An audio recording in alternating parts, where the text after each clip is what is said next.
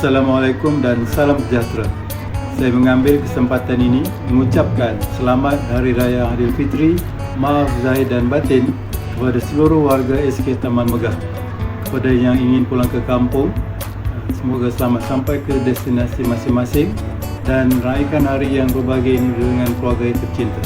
Sekian, terima kasih. Selamat Raya Aidilfitri, maaf zahir dan batin.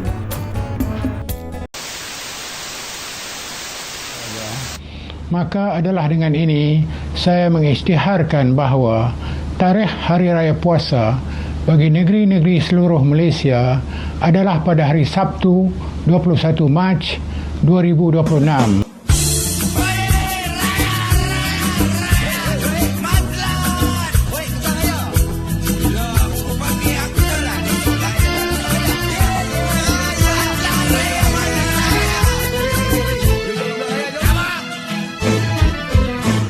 Hari Raya semua bagai nak gila. Bila puasa buat lalu berpakaian, semua harus sepadan. Tapi puasa tak cukup sebulan. Berpuasa rukun Islam ketiga, wajib kita untuk menunaikannya. Tidak kira usia tua dan muda, miskin dan kaya, semua serupa. Anak-anak gembira bila Syawal menjelma, lebih hebat ibu dan bapanya. Berhabis tak berkira, asal nampak bergaya, walau hutangnya panjang berjela. Habis raya semua mula bekerja, poket kosong baru ingat nak puasa. Kawan semua buat tak tahu saja, nak pinjam duit teringat hutang lama. Ini kisah dari taulah dan biar kita buat sempadan, banyak-banyakkan amalan.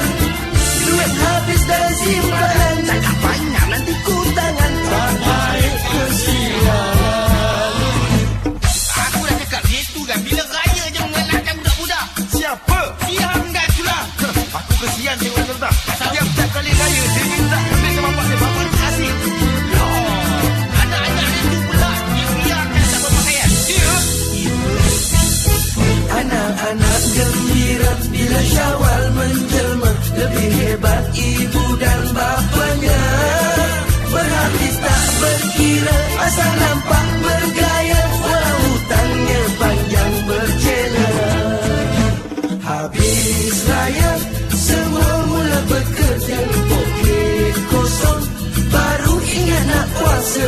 Kawan semua buat tak tahu saja, nak pinjam duit ingat hutang lama. Kita harus kuatkan iman, hidup ini banyak dugaan, memang tidak dinafikan. Dari itu kita elakkan, bila digoda memang tak tahan, jangan ikut perangai syaitan.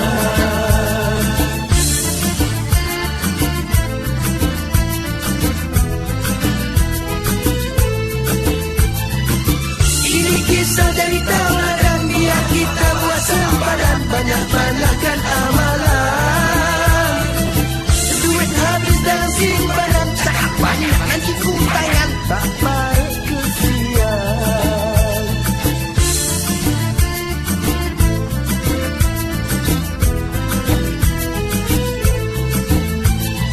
Kita harus kuatkan iman, hidup ini banyak dugaan, memang tidak dinafikan.